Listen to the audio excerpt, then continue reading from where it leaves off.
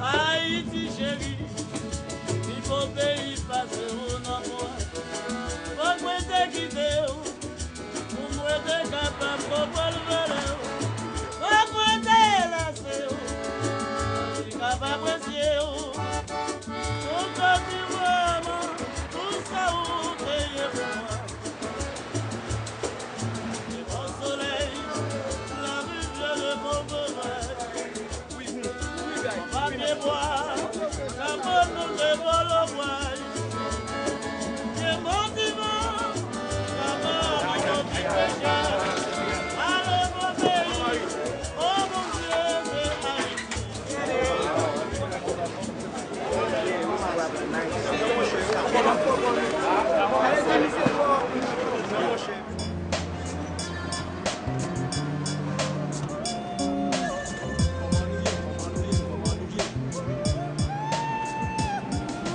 Well, I think the most amazing thing about driving in, we're now 5 months after the quake, and you can see how little has been done. I mean, the streets are cleaner, which is so they're passable, but you can see there's not much building. What impressed me now, I seem to see more tent cities than I remembered the last time I was here, but the total devastation is still pretty impressive. What's even more impressive is coming into Leogane, because really Leogane is still fairly destroyed, and people living in tents and people living in the streets. So even though it's 5 months later, most people have forgotten about Haiti. It still goes on because there's very little infrastructure here.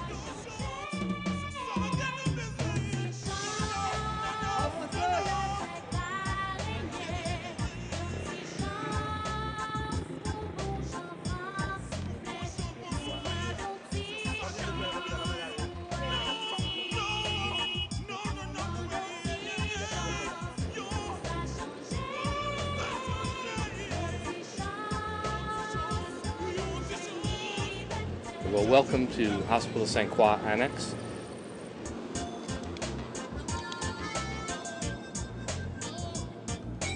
We've now been running this since the quake. Good morning, bonjour. This hospital is just a temporary until the regular Hospital St. Croix is rebuilt. The eventual goal is this to be totally Haitian run, and that the American teams come in and supplement in areas of need. Now, what we've done is we have, in the transition, have started hiring Haitian doctors. We have hired 3 Haitian doctors who work full-time. We have about 20 Haitian nurses. All these people are then supplemented by additional Haitians who have been hired to bring it to a total of 70 people hired by this hospital. We're actually looking for donors to help us with the transition because, quite frankly, we're running out of funds. It costs about $20,000 to $30,000 a month to run this facility. Worldwide Village has been spending over $200,000 to date. InterVol has spent close to $70,000 to $80,000 on equipment and support of the hospital, and Notre Dame has put in a significant role also. Without Notre Dame's residents behind us, known as the Residence Philaros, most of this wouldn't be possible. The Notre Dame house, which was built to be earthquake-proof, withstood the earthquake and has become the sort of command center early on for relief efforts. It's now being the center for housing the volunteers that come down. We have teams of 15 to 25 that are rotating in and out every week. So it's a fairly amazing story that you can change over that many people and keep a hospital running. Very difficult to maintain quality care with that, but we're doing it. As we walk through the vestibule here, you'll see there's a long hallway, and there are 3 entrances on each side, the right and the left. We'll go to the first one on the right. This is our emergency room. This is probably the only emergency room that's open 24/7 in the area. It's run by both Haitian doctors and American doctors, Haitian nurses and American nurses from the States. The goal is to make this all Haitian controlled. In the emergency room, we see things like we'd see back home as an emergency. They are not only walk-ins after hours, but from the clinic, from people who are triaged for something that is more significant that they can't handle in clinic, they'll come to the emergency room. It may also be the portal of entry for people going to surgery, again, just like back at home. As we walk out and we go across the hall to the left, this is the feeding area. This is run by Children's Nutrition Program, and they're specifically dealing with children's nutrition. They will give our volunteers an instruction session on the first morning, which will talk about how to identify malnourished children and to categorize them. Once one of those children are identified, they take over, and they have their own doctor, and it's a cooperative thing. So we're actually screening people. As you know from the clinics, we see 150, 300 patients a day, and a lot of those people are malnourished. They also look for mothers who are lactating who may be malnourished, because this may be a sign of a problem to come. All right, as we continue down the hallway and we go to the right here, this is Central Stores.